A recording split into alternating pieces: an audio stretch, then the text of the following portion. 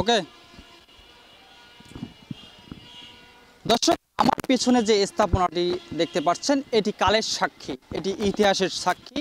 এটি ব্রিটিশ বিরোধী আন্দোলন, দেবী চৌধুরানীর যে ব্রিটিশ বিরোধী আন্দোলন প্রজাদের নিয়ে, এখানে যে কৃষকদের যে খাজনার বিষয়টি ছিল, খাজনার বিষয়টি নিয়ে যে আন্দোলন করেছিল চৌধুরানী এবং এখানকার যে রাজা ছিল তারা সকলে মিলে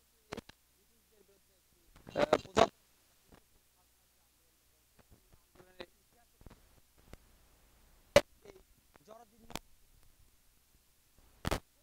এই স্থাপনাটিকে কেউ বা মসজিদ কেউ বা মন্দির হিসাবে এখানে তারা ব্যবহার করছিল, বা সেই সময় দেবী চৌধুরানী এই স্থাপনাটিকে তার আস্থানা হিসাবে দেখেছিল। পরবর্তী সময়ে এই স্থাপনাটিকে দাবি করা হয় মন্দির, কেউ বা দাবি করে মসজিদ হিসাবে।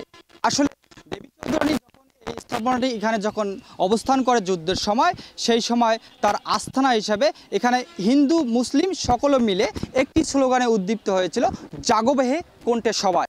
রংপুরবাসী তথা রংপুর, দিনাজপুর, লালমনিরহাট, কুড়িগ্রাম সকলে এখানে মিলেমিশে একটি ব্রিটিশদের বিরুদ্ধে তারা একটি আন্দোলন গড়ে তুলেছিল। এই আন্দোলনের সাক্ষী হিসাবে আমার পিছনে দেখতে পাচ্ছেন যে এই স্থাপনাটি গড়া হয়েছিল।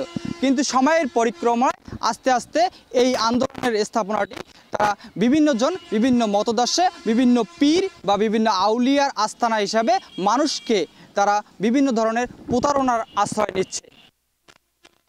আসলে কালের সাক্ষী হয়ে ইতিহাসটাকে বিকৃত করছে তারা, তাদের বিরুদ্ধে প্রশাসন কতখানি সোচ্চার। ইতিহাসটাকে তুলে ধরে এখানকার এই